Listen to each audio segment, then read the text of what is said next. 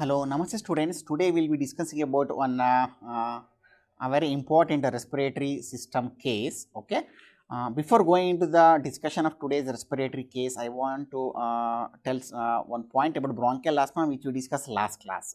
So, one variety of bronchial asthma is known as a brittle asthma, which I didn't tell in the last class. There are two types of brittle asthma, type 1 and type 2. In type 1 brittle asthma, there will be a progressive deterioration in the lung function which needs inhaled corticosteroids as well as continuous IV beta 2 agonists to control the disease. In type 2 brittle asthma, there will be a sudden deterioration in the lung function producing a sudden death. Okay. The popular etiology in the type 2 brittle asthma, they are thinking because of the local anaphylactic reaction within the airway producing a severe obstruction and the death. The type 2 brittle asthma does not respond to inhaled corticosteroids or beta 2 agonist. You have to give adrenaline, okay, the subcutaneous adrenaline you have to give to treat the type 2 brittle asthma. So, that point I just forget, I wanted to tell about that point last class which I discussed about the bronchial asthma. So, today we will be discussing about one interesting respiratory system case, okay. Here is a patient by name X, aged about 50 years. He is a Hindu by religion and government worker and he studied till 10th standard. He is from Magadi Taluk.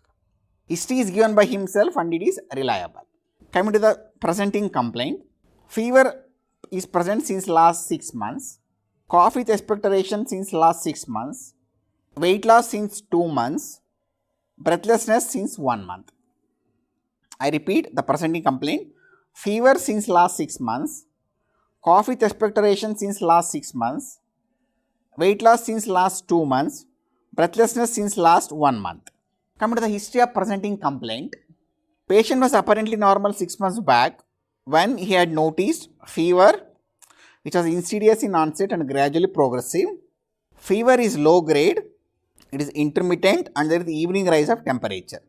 Fever released with medication associated with cough, fever was associated with cough with expectoration.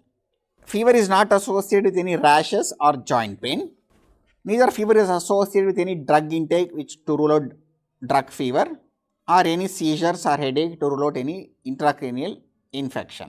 So, I repeat, fever insidious onset gradually progressive, low grade, intermittent, evening rise of temperature, released with medications, associated with cough and expectoration, not associated with rashes or joint pain. It is not associated with any drug intake, headache or seizures. The next complaint, cough. History of cough with expectoration since last 6 months. Insidious onset and progressive, gradually progressive. Initially 4 to 5 bouts of cough. Now it is increased to 10 to 20 bouts of cough. Cough is productive, associated with sputum production, copious amount. Most of the times you say yellowish, sometimes it will be white in color.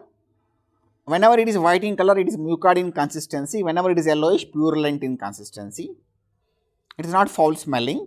There is no hemoptysis. It is not blood tinged. Cough and fever both associated with weight loss and breathlessness.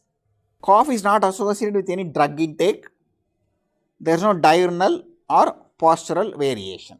So, whenever a patient comes to you with a cough, what are the points you ask in the history, students? Cough, whenever they come to you, you will ask whether it is chronic, acute or subacute. Acute duration will be around 2 weeks, usually infectious causes will be there. Subacute, the post-infective reactive airway disease will be the cause in 2 to 4 weeks, and more than 4 weeks means, especially in smokers, you will think COPD, bronchogenic carcinoma and in India, tuberculosis. So, the duration you will ask in the cough. Then whether it is dry or productive. If it is productive, then you will ask the quantity of the sputum. The quantity of the sputum, if it is more than 100 ml per day, it is known as bronchoria. The causes of large amount of sputum production in respiratory system is lung abscess, bronchiectasis, necrotizing pneumonia, or if a empyema is rupturing into the bronchus, and one particular variety of bronchogenic carcinoma, bronchoalveolar carcinoma, where there will be more than 100 ml per day sputum production. So, you will ask the quantity. Then the color. The color, the typical rusty color you get in pneumococcal pneumonia. If it is a pneumococcal pneumonia, rusty color. If it is Pseudomonas, you get a green color to the sputum. Red currant jelly is a feature of Klebsiella pneumonia. Cold-workers pneumoconiosis, you get a black color, and nowadays very rarely amoebic liver abscess, if it rupture into the bronchus, you may get an anchovisous color. And yellow sputum you get in a purulent bacterial infections. So, color of the sputum you will ask, quantity, color. Then consistency. Consistency, serous consistency you get in bronchoalveolar carcinoma or pink frothy sputum due to pulmonary edema. Mucoid you get in chronic bronchitis and bronchial asthma. Purulent you get in suppurative bacterial infections, purulent consistency. Then you will ask whether it is foul smelling or not. A foul smelling sputum you get in suppurative lung disease like bronchiectasis and lung abscess. Then you will ask whether any hemoptysis is there or not whenever the patient has a cough. What are the respiratory cause of hemoptysis? Bronchiectasis, lung abscess, and in a smoker bronchogenic carcinoma. And cardiac cause pulmonary edema you can get hemoptysis. Goodpasture syndrome, a vasculitis, which involves the lungs and kidney, they can have hemoptysis. Tuberculosis, one of the common cause in India, can produce hemoptysis. And pneumonias, pneumococcal pneumonia can have hemoptysis. The postural variation of the cough. Cough, for example, if there is a bronchiectasis and lung abscess in one side, right or left side. If the patient sleeps on a healthy side, from the abnormal side, the secretions will come and irritate the healthy side, and that will produce a cough. So, if right side bronchiectasis and lung abscess is there, if patient sleeps on left side, the secretion will come and irritate the left airways, left lung airways, and they will cough. So, postural variation you have to ask. Then you have to ask any history of diurnal variation. The nocturnal cough usually you get in heart failure, bronchial asthma, chronic bronchitis, tropical eosinophilia, and postnasal drip. Sometimes in aspiration also you get a nocturnal cough. So, these are the points you have to ask in the history of cough whenever the patient comes to you. And what this patient is having? Copious amount of sputum production, not foul smelling, no hemoptysis, and sometimes yellow, most of the times, and sometimes white in color. And no diurnal variation, no postural variation in this case. The next point is there is history of weight loss from 54 kg to 40 kg he has reduced over a period of 9 months. Next history is history of breathlessness since last 1 month, which is insidious onset and gradually progressive. MMRC, it has progressed from grade 1 to 2.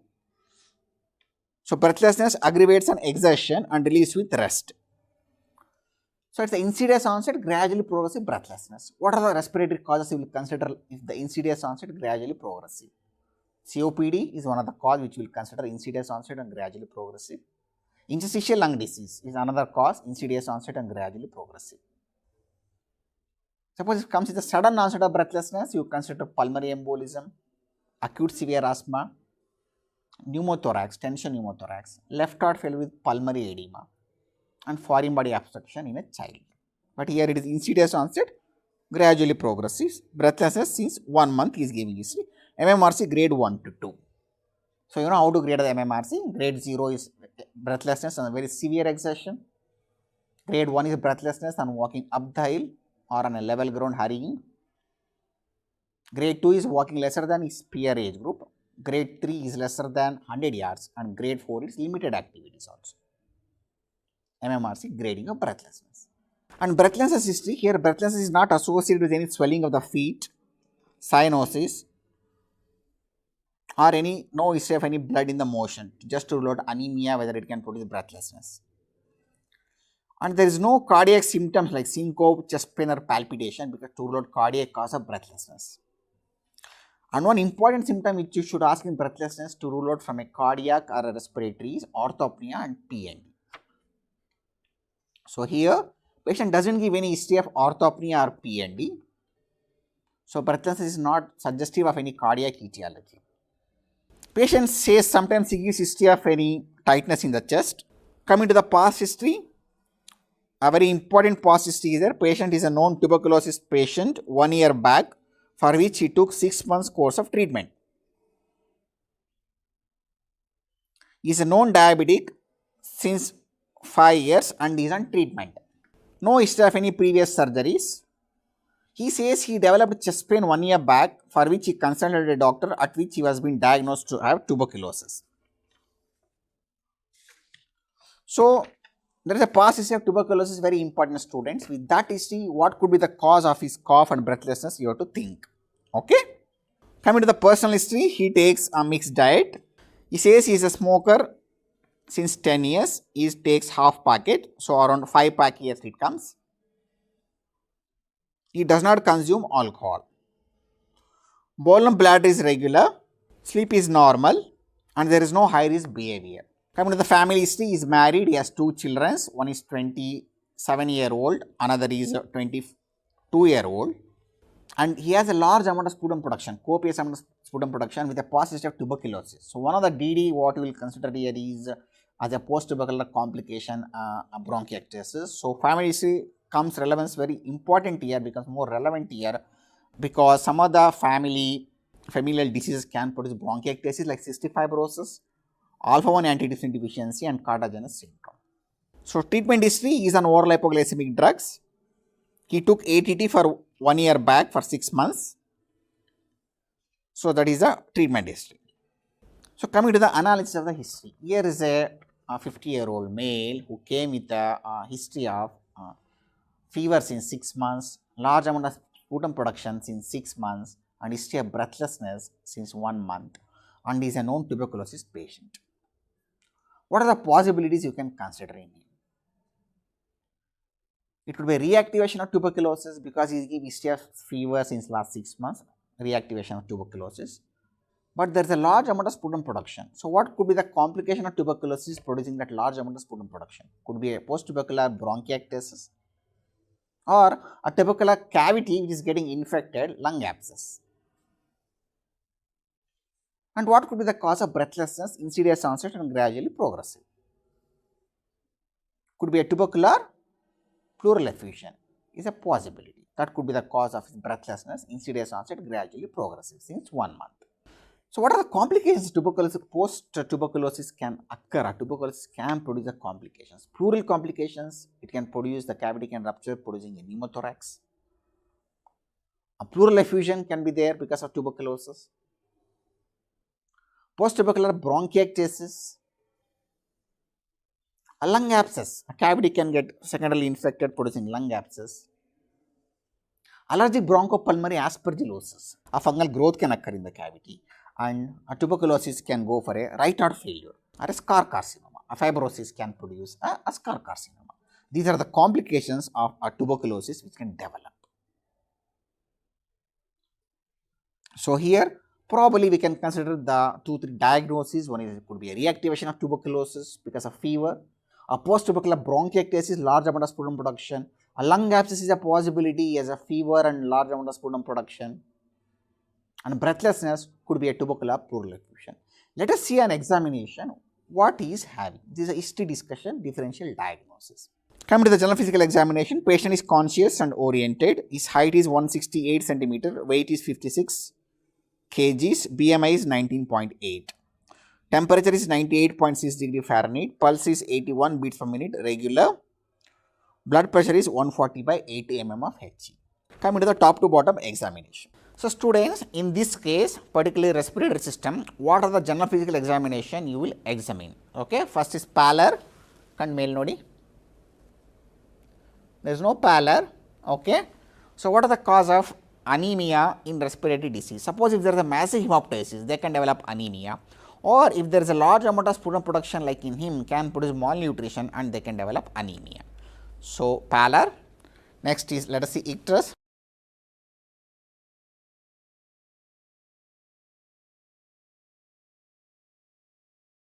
The cause of icterus in respiratory system disease. A pulmonary infarction can produce jaundice. Pneumococcal pneumonia in a red hepatization stage because of hemolysis can produce jaundice. Antitubercular drug due to drug toxicity can produce jaundice. A tuberculosis with a lymph node or a secondary malignancy with a lymph node can produce jaundice. Now, next coming to the cyanosis. He is not cyanosed. Okay. So, what are the cause of cyanosis in respiratory system disease? Acute severe asthma, they can become cyanosed. Chronic bronchitis known as a blue bloater, they can develop cyanosis. Pneumonia involving 2-3 lobes, they can develop cyanosis. Okay. Next is clubbing. There is no clubbing. Okay. So, what are the respiratory cause of clubbing? Suppurative lung disease like bronchiectasis, lung abscess, bronchogenic carcinoma, mesothelioma, interstitial lung diseases can produce a clubbing. Okay. These are some causes of clubbing in the respiratory system disease. Now, next coming to the edema and lymphadenopathy. Okay. Lymphadenopathy you have to examine from behind, you have to examine the patient from behind, especially for the scalene lymph node in respiratory system disease. How do you look for a scalene lymph node? ನಾನು ಹೇಳಿದಾಗ ಹಿಂಗೆ ಮಾಡ್ಕೋಬೇಕು ನಾನು ಹೇಳಿದಾಗ okay ಹಾಗೆ. So you have to put your finger medial part of the clavicle, ask the patient to shrug his shoulder ಮೇಲೆ ಮಾಡ್ಕೊಳ್ಳಿ. You have to put your finger. Scalene lymph node you have to examine specifically in respiratory system disease. And posterior triangle lymph nodes you have to examine because tuberculosis will affect the posterior triangle. And here the lung, the whole of the right lung, okay, the whole of the right lung and the left lung will drain into the right supraclavicular lymph node, okay, the whole of the right lung and the left lung, okay. So, and the pleura will drain into the axillary group of lymph nodes, that is the lymphatic drainage of the lung. So, scalene lymph node specifically you have to look to rule out bronchogenic carcinoma. Then pedal edema, he does not have pedal edema, call focus. So, let me look for pedal edema. There is no pedal edema. The pedal edema indicates, okay, right heart failure and carpal. So, you have to look for pedal edema. Now, pertaining to respiratory system, especially in this case tuberculosis, what are the things you look in this case? Okay, right. So, the tubercular markers you have to look from top to bottom. Which are the tubercular markers? Tubercular markers are tinea. He has a tinea backside. So, tinea. So, he has a tinea here, which is a mark, one of the marker of tuberculosis. Okay. Then filtenular conjunctivitis in the eyes, okay, is another marker of tuberculosis. Erythema nodosum in the legs, okay, you may get, okay, that is also one of the marker of tuberculosis. And lupus vulgaris, another skin lesion, and scrophulosderma, another skin lesion, and epididymoarthritis. These are the markers of tuberculosis. So, you have to look for these markers. Then you have to look the eyes. The eyes in respiratory system disease, what are the things you look? Suppose if there is a ptosis, especially in a smoker like him, chronic smoker and old age. Ptosis is a feature of a Horner syndrome, which can be a feature of Pancoast tumor. Then conjunctiva. Conjunctiva, whether if it is because of hyperemic or suffused, then you can, because of superior vena cava obstruction, it can occur. Then filtenular conjunctivitis, as I told, in tuberculosis. Then iridocyclitis in tuberculosis. Then fundus, if there is a papilledema, can indicate COPD, okay, and superior vena cava obstruction syndrome. And rectobulbar neuritis in ethambutol toxicity, and more important is choroid tubercle in miliary tuberculosis. These are the things for which you look eye in respiratory system disease. Then another general physical examination, especially in a patient like him, in a smoker and old tuberculosis, any signs of right heart failures there you have to look, especially for a rise JVP, ascites and pedal edema. It is not having any of that, okay, there is no rise JVP, ascites or pedal edema. Okay. You have to look these general physical examination findings in them. And halitosis, halitosis indicates lung abscess, and asterixis is there that indicates respiratory failure. How to look for asterixis? Ask the patient to put the hand like this, like this. You have to look for asterixis. These are the things which you look in general physical examination top to bottom in a respiratory system disease. Okay. Now, let us go to the proper respiratory system examination. First is upper respiratory tract examination. Any deviated nasal septum or any nasal polyp is there, you have to see. Okay. Nasal polyps usually you get in allergic bronchopulmonary aspergillosis, vaginous granulomatosis and aspirin induced asthma. Then oral cavity, any halitosis or any bad tooth hygiene, oral hygiene, and nicotine stain. Halitosis. So you can see the nicotine staining here, okay, in the tooth because he is a smoker. Okay, you can see that nicotine staining. Okay, you have to see in the oral cavity. The upper respiratory tract extend till the cricopharynx. Okay, that is the upper respiratory tract examination. Now coming to the lower respiratory tract examination. Inspection. What are the things you see in the inspection of a lower respiratory tract examination? Okay, right. So inspection of the trachea you have to see, and inspection of the apex beat. I will do the inspection of the apex beat after examining all the other things, but first you have to see inspection of the trachea and inspection of the apex beat. Inspection wise, suppose if trachea is shifted to one side, that side clavicular head will become prominent, that is known as a trial sign.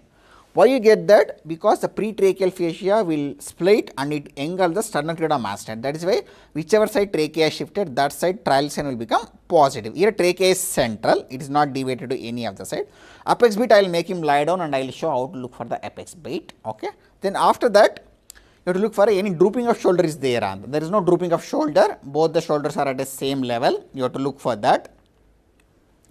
Then any hallowing, supraclavicular or infraclavicular hallowing. There is supraclavicular hallowing both the sides, and left side there is a infraclavicular hallowing is also present. Okay, there is supraclavicular hallowing is present. Then the chest deformities. Okay, any pectus excavatum, pectus carinatum you have to see. Here there is no any chest deformity, pectus carinatum, pectus excavatum is not there. And shape of the chest. The normal shape of the chest is elliptical. Here he is a smoker, that is why slightly it is looking like a barrel shaped chest. Okay, the AP diameter is slightly increased, but normally the shape of the chest is elliptical shape in size, elliptical in shape, the normal shape of the chest. Then any kyphosis or scoliosis. So you have to look for any kyphosis or scoliosis. There is no kyphosis or scoliosis. Okay, right. Then you have to look for any accessory muscles whether he is using or not. Accessory muscles of respiration. Which are the accessory muscles of inspiration? Which are the accessory muscles of expiration? Accessory muscles of inspiration, whether he is using sternocleidomastoid, Elanese, scalene muscle, trapezius, you have to look. He is not using any of those things, no trapezius, no sternocleidomastoid, no scalene muscles he is using. Accessory muscles of expiration, the latissimus dorsi and abdominalis, you have to look for whether he is using any accessory muscles of expiration. Then Harrison sulcus you have to see in the inspection, okay, because of the repeated hyperinflation, the diaphragmatic insertion to the coastal margin will become prominent, that you have to see. And in COPD patient, Hoover sign you have to see, that is a paradoxical inward motion of the rib cage. These are some of the inspectory findings which you look. I will just look at his apical impulse inspection and then I will come back to the palpation. Apex beat you have to inspect tangentially, looking like this, okay, tangentially you have to look like this, or from the foot end also you have to look for the apex beat. So these are the inspection thing which you see, these are the inspectory findings which you look in respiratory system examination. Now let us come to the palpation. So what are the palpatory findings you look? The trachea which you are seeing and the apex beat which you are seeing, you have to confirm it. Okay. Now, so let us come to the palpation now. Palpation, you have to confirm the inspectory findings of trachea and apex beat by palpation. Let us see how do you palpate for the trachea. Fix the head with your left hand, use the 3 fingers, from above downwards you put your finger in between the sternocleidomastoid and trachea. Whichever side trachea is shifted, that side you cannot insinuate your finger, but here it is, both the sides I can put my finger and trachea is not shifted to any one of the side. Tracheal palpation. Then apex beat I have to palpate. Let me palpate the apex beat. Malkul. Apex beat I am feeling here, second space, third space, fourth space, fifth space. It is in the mid clavicular line. Okay, apex beat in the 5th intercostal space. Then you have to look for the measurements, the chest measurements. I have taken the measurements in him. Okay, the hemithorax right side is 27 centimeters, left side is 27 centimeter. Spinoscapular distance right side is 10 centimeter, left side is 10 centimeter. Chest expansion is expiration it is 50, inspiration it is 55, just on the borderline, probably he is a smoker, that may be the reason. Okay, chest expansion is around 5 centimeters, AP diameter is around 12 centimeters, transverse diameter is around 28 centimeters. Okay, right. I have taken the measurement, you have to take the measurements. Then next in the palpation you have to see for a tracheal tug. Okay, tracheal tug you have to look for from behind. So you have to hold the cricoid cartilage if there is a tracheal tug, you will feel the downward tug felt. So, this is the thyroid cricoid cartilage, you have to hold it. If it is there, that downward tug will be felt in your finger. Tracheal tug is a feature of aortic aneurysm. False positive you may get if tumor is attached to the aortic aneurysm, and false negative you may get if the aortic aneurysm is thrombosed. That is tracheal tug or Oliver's sign. In a COPD, you may get a exaggerated tracheal descent. In COPD patients, you may get a exaggerated tracheal descent. Then palpation, important thing is respiratory movement. Okay, how do you look for the respiratory movements? So, students, respiratory movements, the upper part I will show how to look for it. Put the hand like this, ask him to take a breath. So, togoli joragi. See, my both the hands are moving up and down. This is for the upper part. For the anterior part, hinde bani. For the anterior part, put your hands like this, ask him to take a breath. It is expanding both the sides equally. Or another method is you can take a fold of skin, ask him to breathe. So, togoli. For the anterior part, for the movements, another method is you can make them lie down supine. Put your hands on the chest like this, look for the upward and downward movement. That also you can do on a supine position. For the back part, hold the hands like this, usradi. Both the sides expanding equally, or you take a fold of skin, ask him to take a breath. Usradi. You can examine like this. Yeah. Respiratory movement is very important in respiratory system examination, because whichever side the movement is problem, that side the pathology will be there, whether it is fibrosis, collapse, pleural effusion or pneumothorax. That finding is very important in respiratory system examination. Whichever side reduce movement, that side will be the pathology. Then in the palpation, you have to look for any intercostal tenderness is there, especially you get in empyema.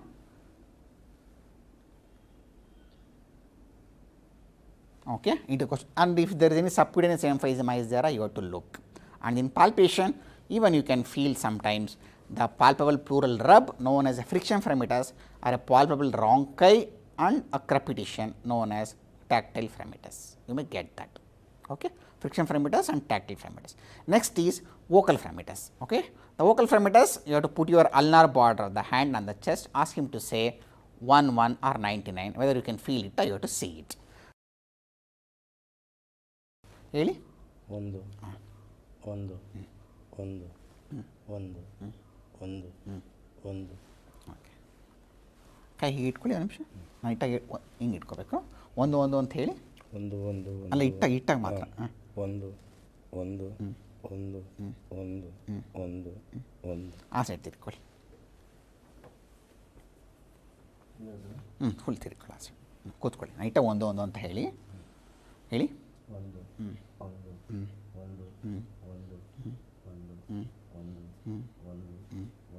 1 ಈ side ತಿರ್ಕೊಳ್ಳಿ. So, tactile vocal fremitus is normal, it is not altered here. Vocal fremitus will be increased whenever there is a consolidation communicated with a bronchus. VF will be increased. It is analogous to VR. VR and VF will be increased in same conditions whenever there is a consolidation with a communicated with a bronchus. And pleural pathology, pneumothorax and pleural effusion, vocal fremitus and vocal resonance will be reduced.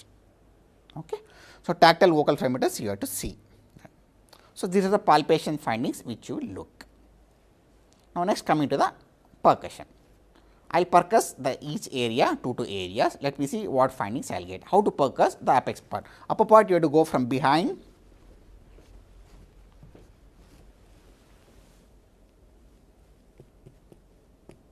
Resonant. Okay, resonant. This band of resonance upper part is known as chronic isthmus, okay, bounded back by the trapezius, anteriorly by the clavicle, laterally by the acromion process, medially by the sternocleidomastoid. This will get altered in pancreas tumor, apical tuberculosis, that band of resonance. Anteriorly, how do you percuss? Medial 1/3 of the clavicle you have to percuss, or else normally you won't percuss on the clavicle. Resonant, resonant,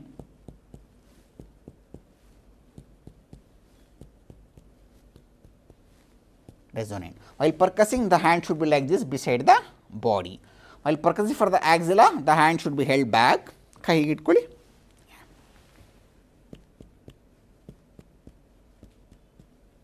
Resonant, resonant. On the back percussion, ಆ side ತಿರ್ಕೊಳ್ಳಿ, ಕೂತ್ಕೊಳ್ಳಿ, ಹೀಗೆ ಇಟ್ಕೊಳ್ಳಿ ಕೈನ, ಹಾಗೆ good, nice, ಹಿಂಗೆ ಇಟ್ಕೊಳ್ಳಿ.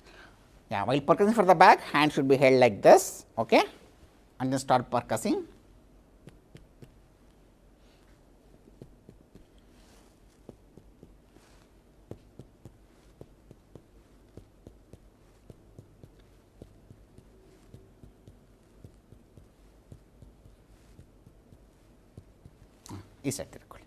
So, percussion here it is normal resonant note you are getting here. Okay. So, you know you will get hyper resonant note in pneumothorax and in emphysema. Dull note, there are 3 types. Impaired note you get in fibrosis and collapse. Woody dullness you get in consolidation, stony dullness in pleural effusion, and pneumothorax you get a hyper resonant note. Here percussion note is normal. Okay. Now, in the percussion you have to do 3 things. Okay. One is tidal percussion, trops area percussion, and shifting dullness.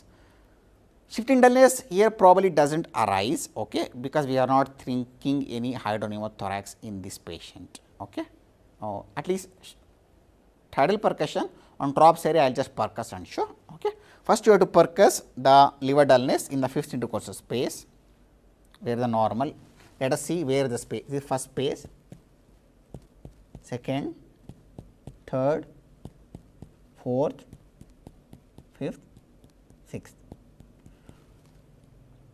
So, fifth space is dull. Ask him to take a deep breath.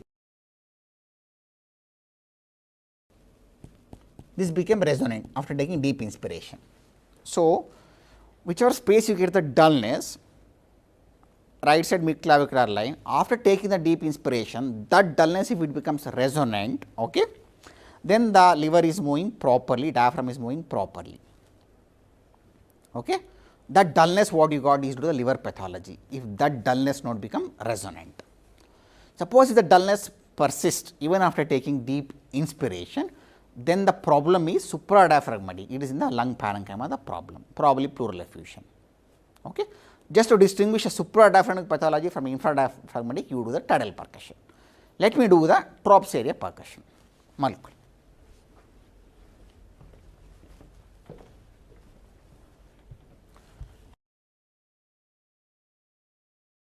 Trops area, the boundaries are the Harrison gives. So, this is the second rib, third rib, fourth rib, fifth rib, sixth rib. Sixth rib above, coastal margin below, and mid-axillary line laterally. So, sixth rib above, coastal margin below, mid-axillary line laterally. This is a semilunar space. The other border, other book gives is left lobe of liver right side, spleen on the left side, lung resonance above, coastal margin below.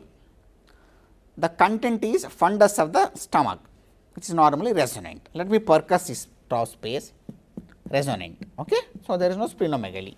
Which are the conditions that will become dull trops area space, massive pleural effusion, pericardial effusion, splenomegaly, or a carcinoma of the fundus of the stomach, that will become dull.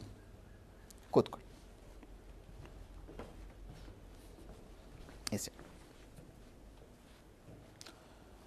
So, percussion, these 3 things you will see apart from the normal whatever you do the normal percussion, tidal percussion, shifting dullness, and trops area percussion. Okay. So, next coming to the auscultation. Let me auscultate all his lung fields and what findings I get, let me tell you.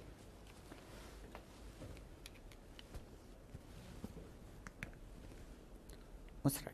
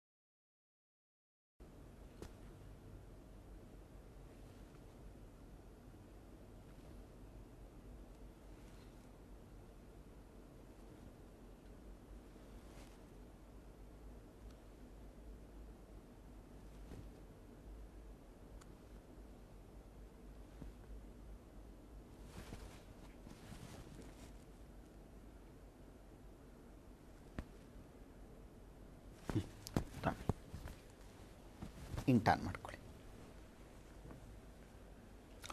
So the respiratory areas supraclavicular, clavicular, infraclavicular, mammary, axillary, infraaxillary, suprascapular, inter and infrascapular. These areas you have to auscultate. Okay.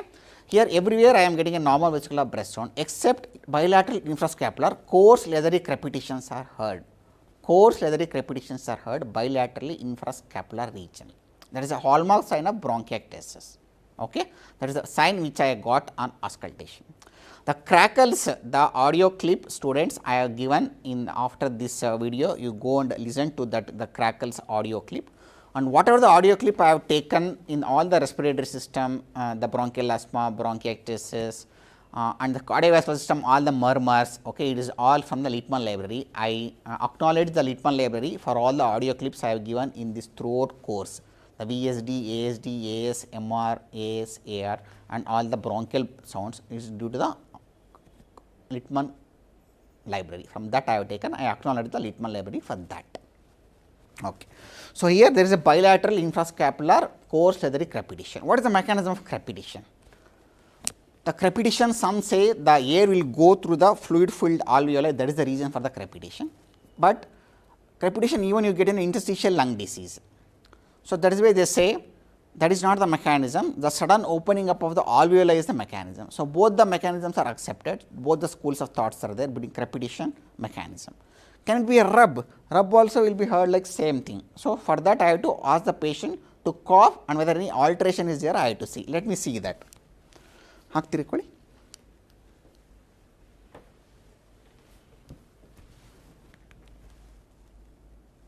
ಕೆಮ್ಮಿ ಕೆಮ್ಮಿ.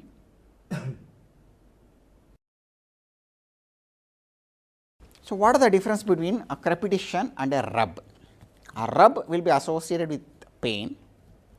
Rub is better heard in infraaxillary region because the pleura moves maximum there, that is why it is heard there, and it is superficial sound. If you put the stethoscope tight, the rub is better heard, and if you ask the patient to cough, crepitation will alter, but not the rub. Then again the crepitation what I am hearing is a mid inspiratory crepitation. Early inspiratory you are getting chronic bronchitis, mid inspiratory in bronchiectasis, and late inspiratory you get in interstitial lung disease and pulmonary edema, and expiratory crepitation again you get in chronic bronchitis. That is about crepitation, and here there is no bronchial breathing anywhere heard. Okay. And you suspected another differential diagnosis, the lung abscess. In lung abscess there will be a cavernous bronchial breathing should be heard, and in the lung abscess a post-tussive crepitation should be heard, which is not heard here. And another ED what we thought was pleural effusion for the breathlessness, but here it is not there, the breath sounds are heard bilaterally equally. So, unlikely to be a pleural effusion. Lung abscess there is no cavernous bronchial breathing, there is no cavity signs here, but the hallmark sign what I got is bilateral infrascapular crepitation. So, it is a bronchiectasis, a complication of post-tubercular etiology. So, this is a bronchiectasis. But how do you investigate him? You have to rule. One of the thing which is suspected for his fever is a reactivation of tuberculosis. So, you have to rule out by doing CBC and ESR, sending sputum for AAB, CBNAT test you have to do it, and you have to take a chest X-ray whether any reactivation is there or not of tuberculosis. Okay. Then coming to the bronchiectasis, detailed discussion of bronchiectasis students. Bronchiectasis originally described by Lennox, and then it was modified by Osler, and our latest modification is by Reeds about the bronchiectasis. Bronchiectasis is the degeneration of irreversible dilatation and degeneration of the medium sized airways from 5th to 9th generation bronchioles more than 2 mm in diameter. The bronchiectasis can be a focal or diffuse. The focal bronchiectasis could be due to external compression by a lymph node or a lung parenchymal malignancy, or due to internal obstruction by a foreign body obstruction or a intrabronchial tumors which can produce bronchial stenosis, scarring and atresia. Morphologically, they have been divided into cylindrical, also known as fusiform, also known as tubular, where only one part of the wall of the bronchiole will be dilated. All the three names are same: cylindrical, fusiform or tubular. Another variety is varicose variety, where alternative constriction and dilatation will be there, varicose variety. And the third variety is cystic or saccular, where there will be a progressive dilatation of the bronchioles producing a grape like structures. These are the anatomical variants. Coming to the etiology of the bronchiectasis, students, infections, especially for a diffuse variety, which I am telling now, pneumonias can produce tuberculosis and non-tubercular mycobacteria like Mycobacterium avium complex, measles infection in the childhood, Bordetella pertussis, adenovirus infections, and any pneumonias can produce a bronchiectasis. Immunodeficiency like HIV, bronchiolitis obliterans after the bone marrow transplantation, hypogammaglobulinemia. Autoimmune diseases like rheumatoid arthritis, Sjogren's syndrome, allergic bronchopulmonary aspergillosis. Genetic alpha 1 antitrypsin deficiency, especially it occurs in young patients in alpha 1 antitrypsin deficiency. Cystic fibrosis again occurs in young patients, and cardiac syndrome. Cardiac syndrome, they will have dextrocardia, immotile cilia and sinusitis. A variant of cardiac syndrome known as Chandra-Kutterpal syndrome, where there will not be any dextrocardia, levocardia along with sinusitis will be there. A variant of cystic fibrosis, young syndrome, where a young adult male will get affected with sinusitis, but unlike cystic fibrosis, fet chloride will not be more than 70 and they will not have dextrocardia. These are the genetic causes. Then some developmental abnormalities like bronchopulmonary sequestration, pulmonary agenesis can produce bronchiectasis. Then congenital deformities of the tracheal cartilages can produce bronchiectasis. Munrier-Kuhn syndrome, that is known as tracheobronchomegaly, or William Campbell syndrome, bronchomalacia. Repeated aspiration, toxic gas inhalation can produce bronchiectasis. Malnutrition is one of the cause of bronchiectasis in developing country like India, and some miscellaneous causes like Yellownail syndrome, where the problem is with the lymphatic development, they will have pleural effusion, bronchiectasis and lymphedema. Swyer-James syndrome, where because of the bronchiolitis in the childhood, they will have hypertranslucency, hyperinflation of the lung with bronchiectasis. Lady Windermere syndrome, this is due to a non-cystic fibrosis, Mycobacterium avium complex etiology, more than 60-year-old slender females, white females. That name is given due to a novel, Lady Windermere syndrome. Then traction bronchiectasis due to the radiation and idiopathic pulmonary fibrosis. In 25 to 50% of the patients, you may not find any cause, idiopathic is the etiology for bronchiectasis. In our case, the etiology is post-tubercular bronchiectasis. Upper lobe bronchiectasis is due to the radiation and cystic fibrosis, but in India you have to consider tuberculosis. Harrison says cystic fibrosis and radiation, but we have to consider tuberculosis as the first etiology for the upper lobe bronchiectasis. Middle lobe, Mycobacterium avium complex and immotile cilia syndrome. Lower lobe, foreign body aspiration, hypogammaglobulinemia, you may get a lower lobe bronchiectasis. Central bronchiectasis, where the central airways, the middle, the trachea and other things will get damaged, is due to allergic bronchopulmonary aspergillosis. And congenital diseases, tracheal disease, which I told, Munrier-Kuhn syndrome, that is tracheobronchomegaly, and William Campbell syndrome, bronchomalacia. Coming to the epidemiology, females are more affected than the male. In a cystic fibrosis like that, early childhood and adolescence can get affected, and Mycobacterium avium complex usually occurs more than 50 years of age group.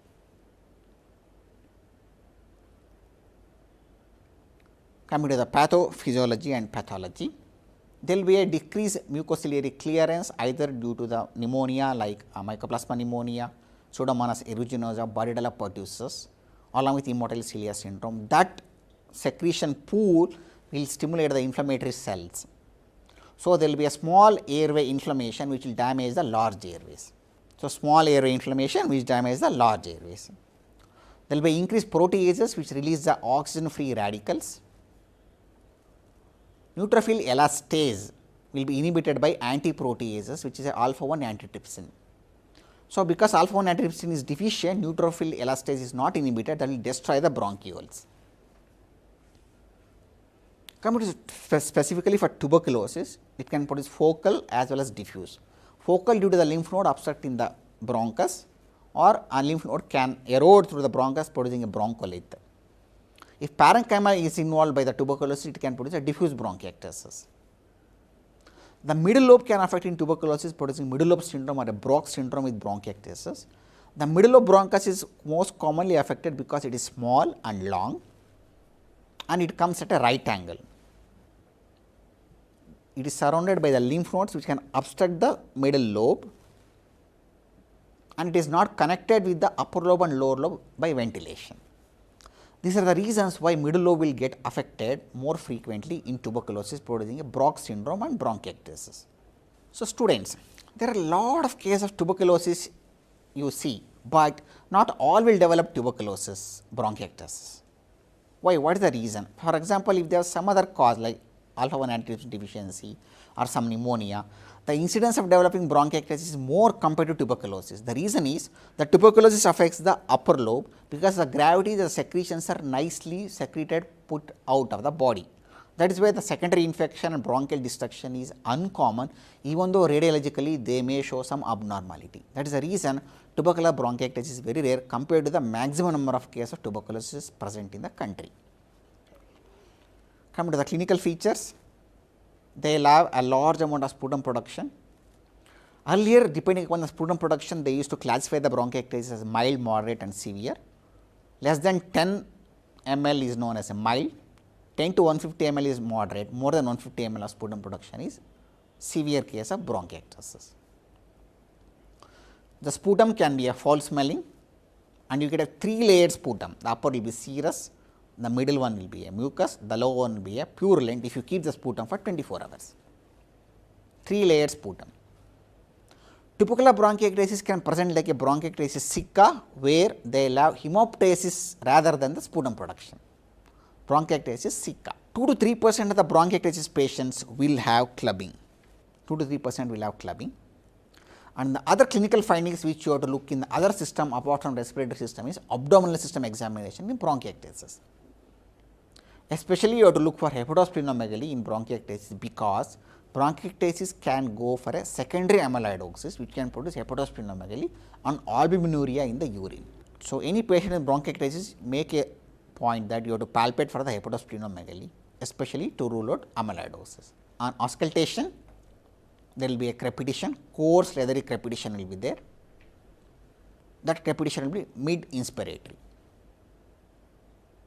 It is a hallmark sign of bronchiectasis. How do you investigate a case of bronchiectasis? The two important tests are chest X-ray and CT scan. Chest X-ray, especially in cystic bronchiectasis or a saccular bronchiectasis, will show a honeycombing pattern. You will get a tram track line and a gloved finger appearance you may get in chest X-ray.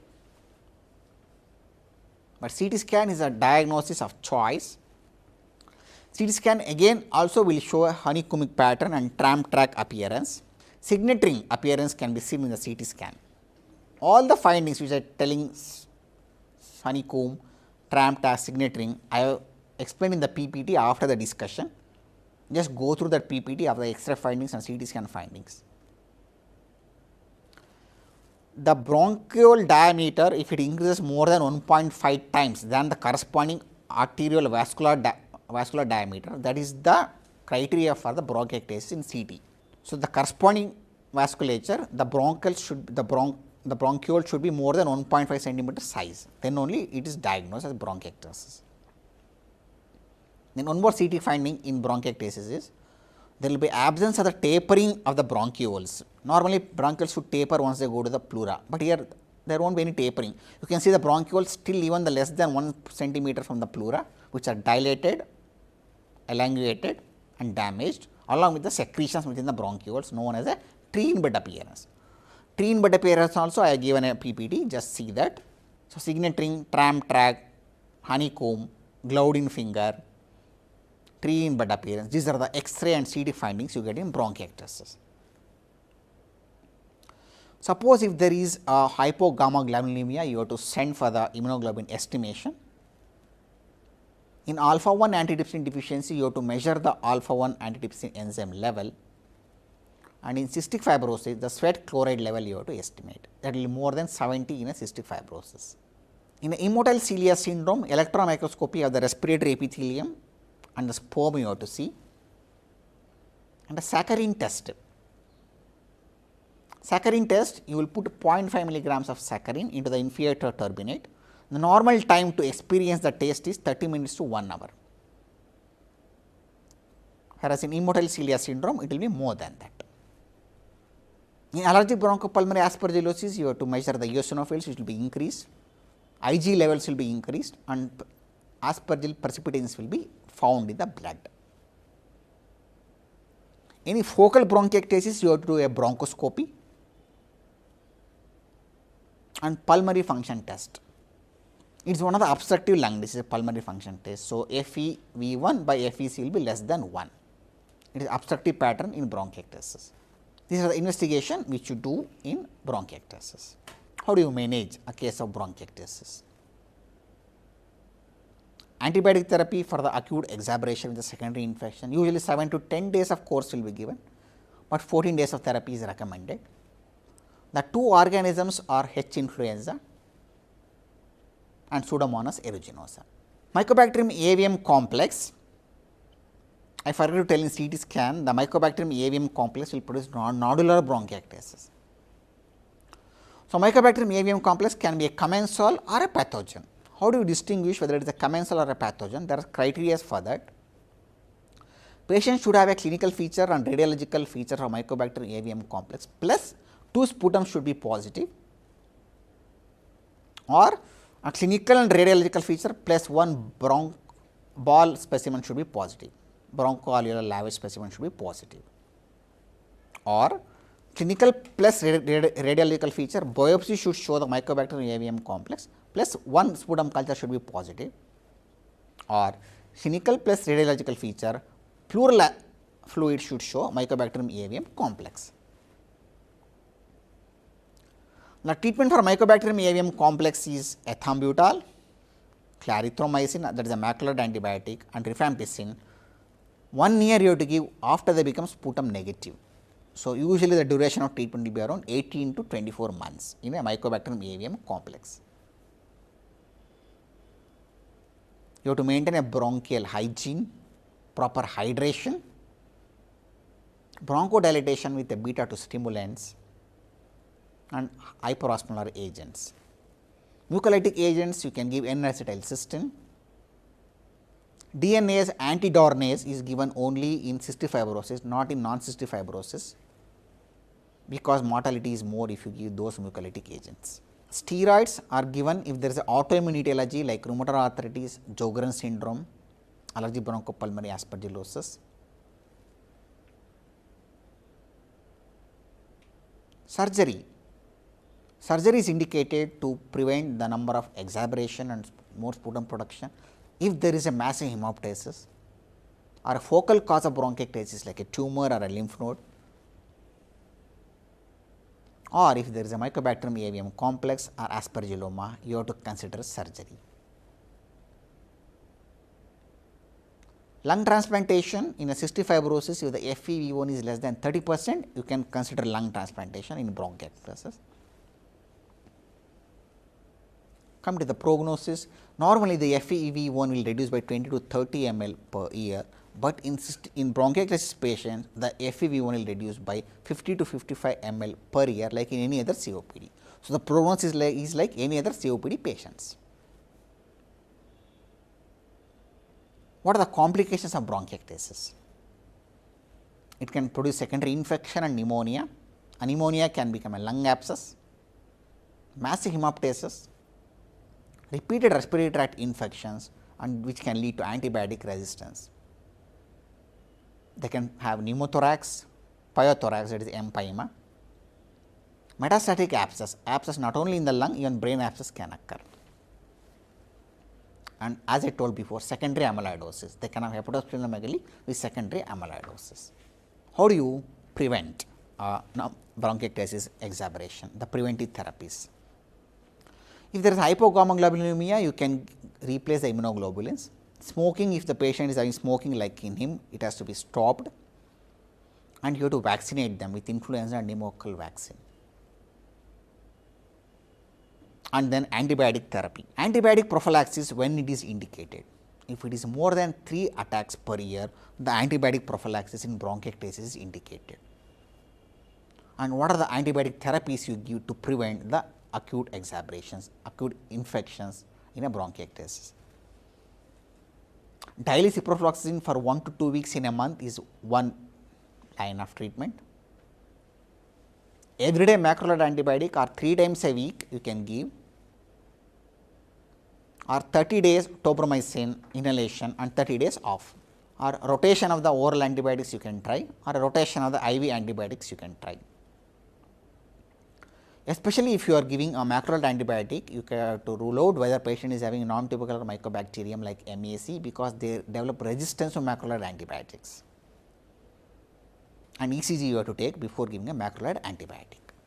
These are the antibiotic treatment which will give to prevent the number of infections in bronchiectasis. So, I given a PPT showing the X-ray, ECG and CT scan of the bronchiectasis. After the discussion you go through, students, and you can listen to the crackles audio clip. All the audio clip of all the respiratory and cardiac I have taken from a Littman library, and I acknowledge the Littman library for all the audio clips. Thank you.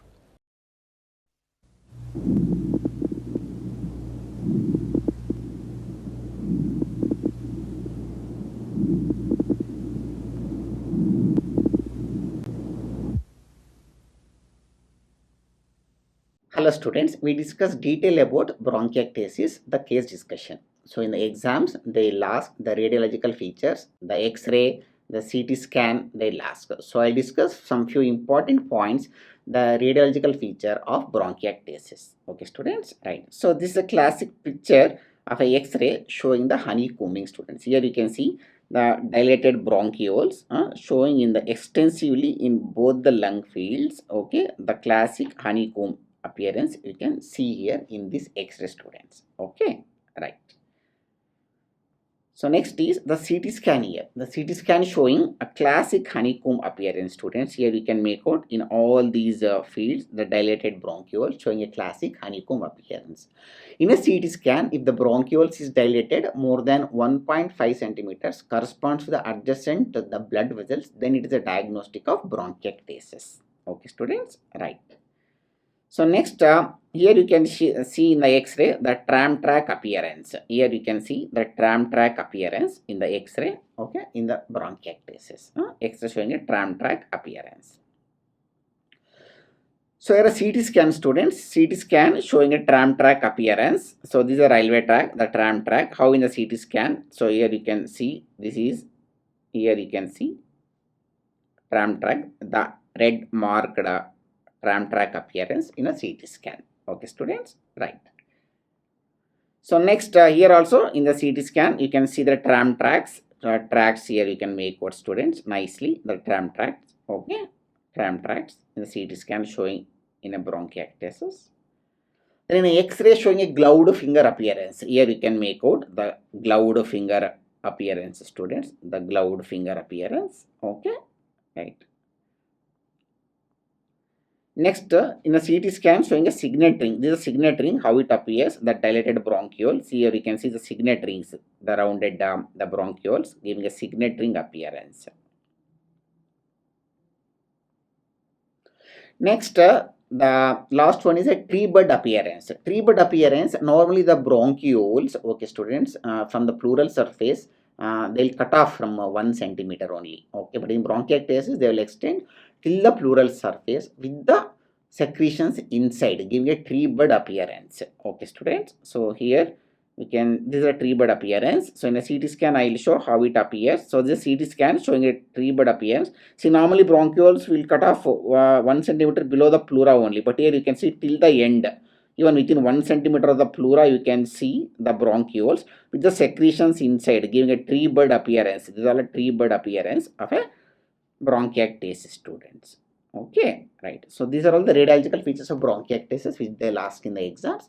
So you should be able to answer all the questions, students.